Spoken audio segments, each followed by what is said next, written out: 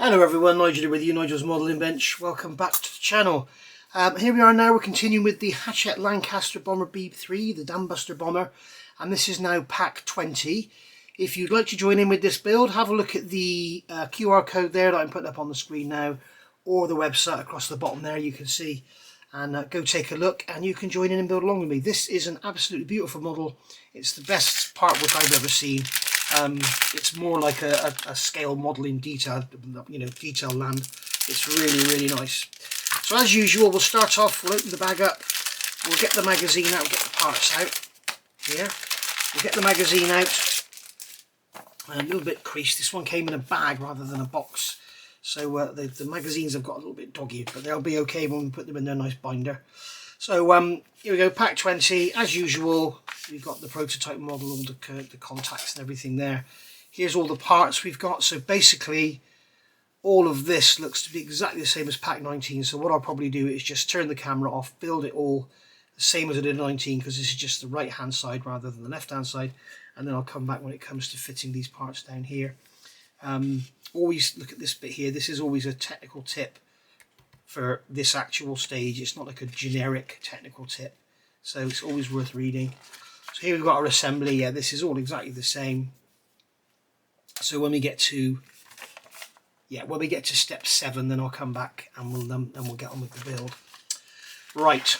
So here we go. The Avro Lincoln. There's one of these down at Cosford. Here we go. Yes, Cosford. We have Cosford. So go and have a look at that one if you're ever out that way. I think today is Sunday. What is it today? The 9th of June 2024, and I think today is the Cosford Air Show, isn't it? I should have gone. Could have gone, couldn't I? Because unfortunately, little Jess isn't with us anymore. But, anyway, so yeah, we've got the Avro Lincoln there, which was basically developed from the Lancaster, if you like. It's got all the technical specs down in there.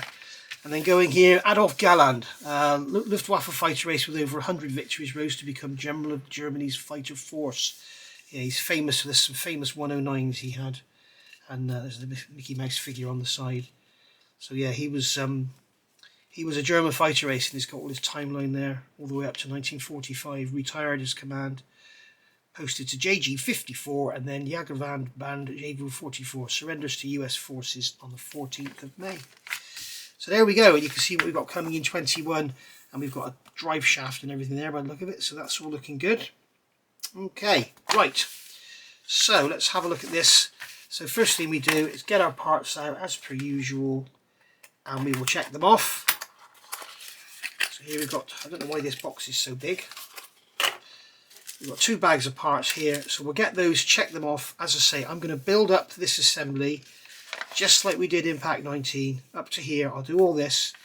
It's all got to be glued together, remember, and then I'll come back when we start on step 7. So I'll see you back in a second. Alright, so we've done step 6. Okay, not step 6, it's pack 20, but steps 1 through 6. And there's our right hand cylinder bank all together there with its exhaust and ignition leads and everything on, just like you saw me do in pack 19. So now it's telling us to take the starboard inlet manifold 20H, which is not this piece. Note there is a radius on one end and the other end is square, so we need this piece here. So when we look at the top, we can see it's smooth. We haven't got it upside down. We've got 3 pins there facing down, and we've got the radius to the right, just like in the picture there.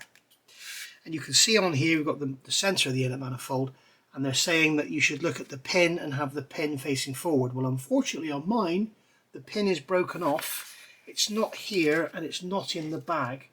So I can't glue it back on, and I don't know what's going on there, so I don't know what size it was. But what we'll do, when we come to fit whatever goes on that pin, then we'll drill it, and I will put a little plastic or metal rod or something in there. So I'll show you how I do that. So not to worry, what we'll do first of all is get this on here.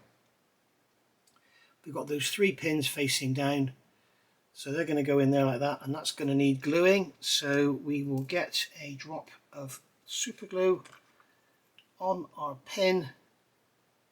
We just put some in there, put some there, and some there. We don't need much. Very difficult actually to get it off this pin. Rather stay on the pin than be on the plastic. It likes metal, obviously. Okay, so that's going to go into there. And then we're going to do the same on the other side. Okay, so once again we'll put some glue into there. Into there. Into there. Just like so, and then we'll fit this one on top. And I did a no-no then, I didn't test fit it first. You should always test fit first. Oh dear, this is very fiddly. Some of you guys are going to struggle with these engine builds, but don't worry, persevere and you will get there. And at the end of the day, if you do mess it all up, you just leave them covered up. And there we go. Now again, the problem with these is they're not a very good fit, and we don't know what angle everything's got to be on, so we need to get this together before the glue dries. Okay, so there we're going to go into the cylinder head. So this is this one. All right, so we've got to make sure the pin is facing forward. In our case, the snapped off pin is facing forward. That's going to pop. You've got 3 pegs on there, we've got 3 holes in there. I'm really sorry guys, with all this being black, it's very, very difficult to film. But hopefully you get the idea. So that's going to go into there like that. And then we're going to plonk this one onto here. Wow. Oh dear, dear, dear.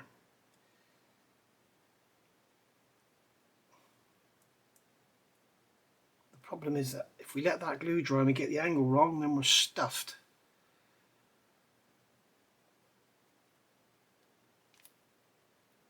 But putting it together with the glue still wet is proving extremely difficult. There we go. Okay, so we've got the snapped off pin bit. The trouble is I can't push it together because the glue is so soft. Oh, this is really, really fiddly. There we go. You've got those 3 little contact points there which are holding it all together. And then I guess we're going to drop this onto our cylinder block. So